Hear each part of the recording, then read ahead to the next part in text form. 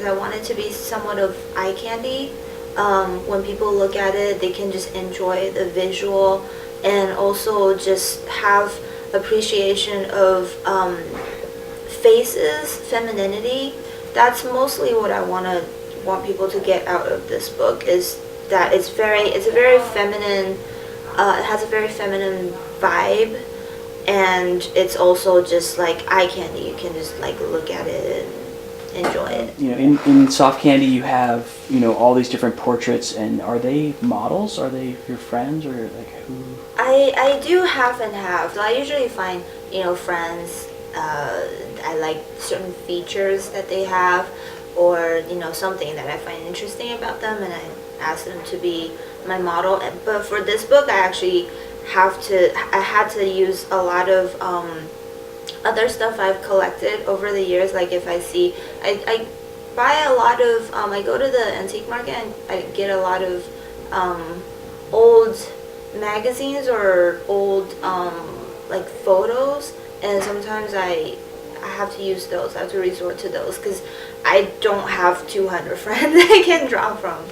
Yeah, so it's half and half. And so your show that's going on right now? So the show is called Vanitas 13, and it's happening October 4th, this October, so October 4th, 2013. It's the opening night is on Friday, so Friday night at the gallery in LA. It's called La Luz de Jesus. And what's the subject matter?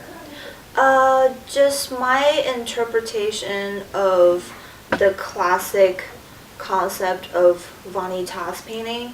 Vanitas came from like late Renaissance. It's about still life, but it's taking that concept of mortality and earthly materials and put that into what I do with female figures. So in that combination, yeah. And you said it's kind of some meditation on mortality in a sense. Did you find yourself thinking about your own mortality while you were working on it? Every day. Because you have to be aware that you have limited time, so what you want to do with that time is very important. If you have no awareness, you could just, you know, waste a lot of your days. It's kind of morbid, but you know, it's just learning how to deal with it, and you know, expressing it through what I do is one way of dealing with it, and also just that having that awareness that you have limited time and what do I want to do with my time here. It's just to do something or bring awareness to other people about it, then I feel like I contributed something.